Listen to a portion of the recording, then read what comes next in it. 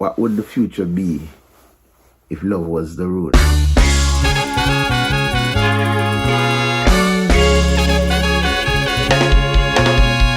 Greetings of love, Groundation fans. Here in this video, we're gonna be presenting the second single from the album One Rock, a song called Human Race. Just feels like a classic, just such a classic, great song. I remember that Harrison came in with the idea. He had the chords and the first few lines for the song. I just have to give thanks, first of all, that the inspiration for music and songs, it comes to me. Melodies and all these things, and so it was for Human Race. Playing my guitar, calling all the members of the human race, can we keep up this pace? Really set the tempo, set the energy, set the groove, it set the whole mindset of the track. And then I worked further with Eduardo and Isaiah. That song was pretty well locked. It's a certain thing, a certain vibes you have to catch with this tempo, and we really I remember we all recognize it, like wow, like that's the groove, it's relaxed and slow, but it still has a forward motion in the way we were doing it. The song Human Race opens with this big trumpet and horn fanfare, and it reminds me something out of like a medieval court, king and queen's court, where the trumpets are announcing something really important, but we're calling in all members of the human race.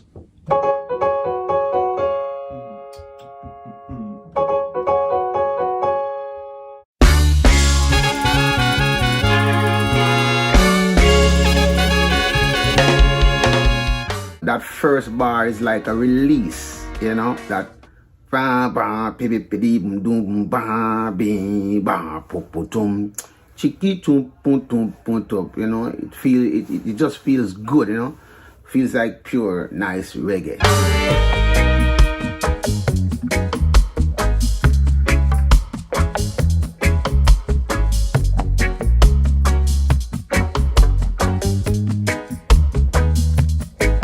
I played a rim knock on the end of 2 instead of just on 3. So if you're counting a 1 drop like 1, 2, 3, 4, 1, 2, 3, 4, the pattern I played was 1, 2, 3, 4, 1, 2, and 3, 4, 1, 2, 3, 4, 1, 2, and 3, 4. I also was using this different sound on my guitar that I haven't really used before.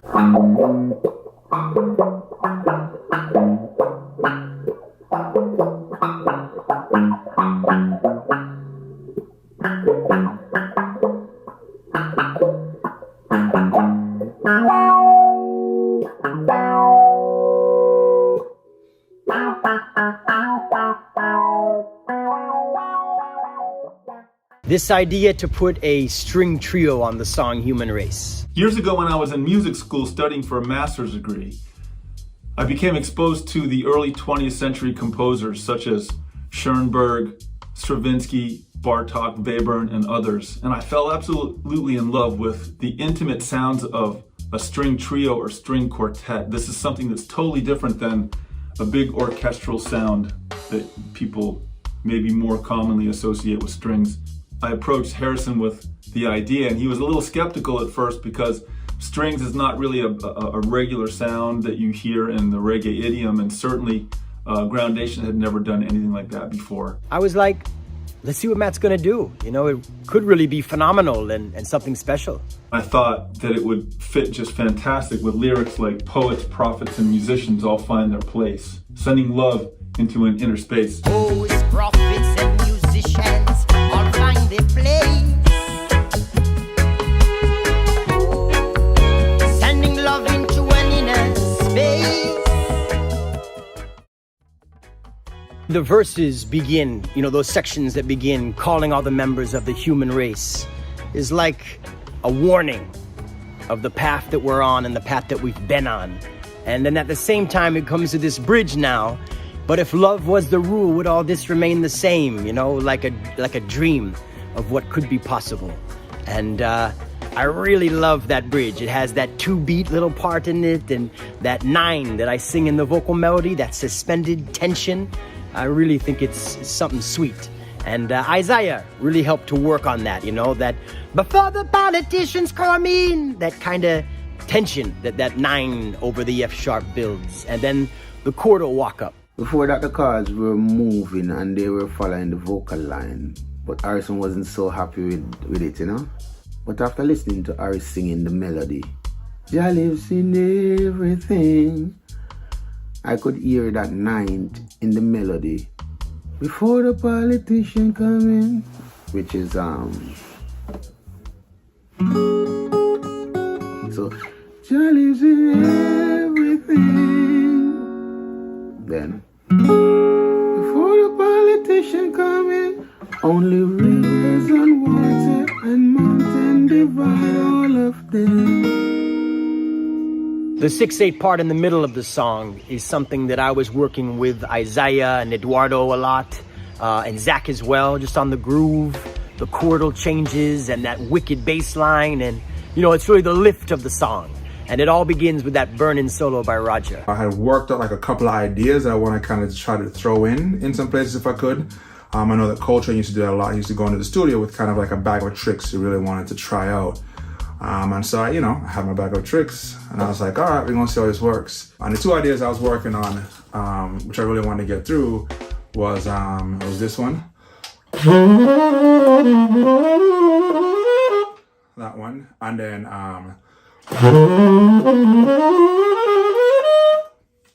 so those are the 2 that I wanted to kind of get out.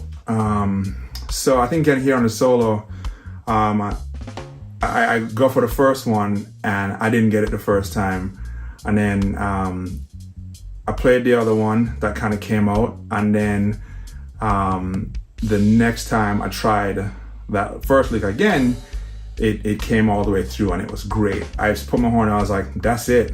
That's the one. Harrison said before the solo, he was like, hey, I really want you to just kind of go for it, right? Just kind of go crazy. Don't play anything safe. Just take it out. Just take it all the way out. It'll be good. That's what I'm looking for. And I was like, oh, Kid in a Candy Store, here it comes, right?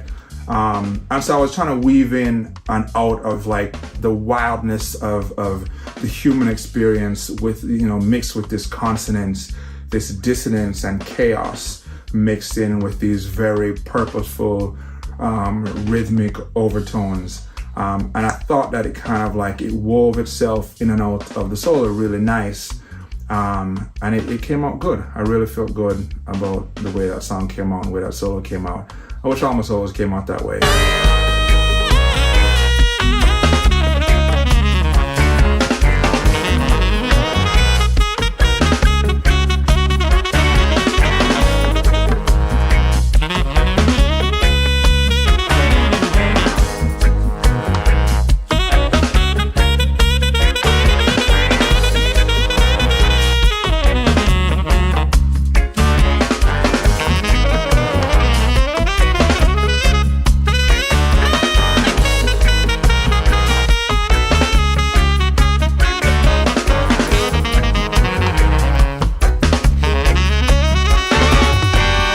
My personal favorite part of Human Race is probably the bridge section just after the sax solo, which I also love.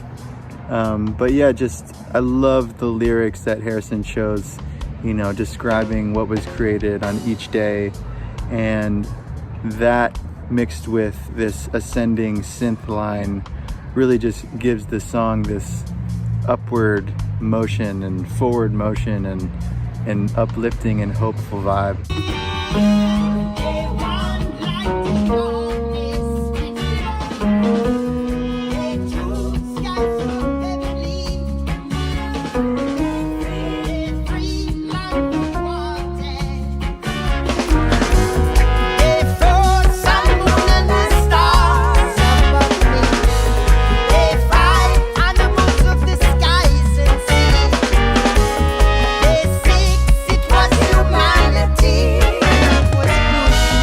So when I received the demo of this tune, there was this peculiar short little open section that came right after Harrison's, what I call the countdown verse. I think the original intention was to have a solo of some sort in there, but I decided to steal it for the strings. and it worked out great. So in writing an arrangement, I find that when you have a great opening statement, it just starts to write itself, and that's what happened. So the opening statement was 1, 2. And it just unfolded naturally. I would say it took me about an hour and a half to write that whole section. It just flowed beautifully. It's a beautiful moment when you have that kind of, what do they call it, peak experience, you know, when you're involved with the music, and it just seems to come from somewhere else, not just from me, but from somewhere else, you know, higher forces at play.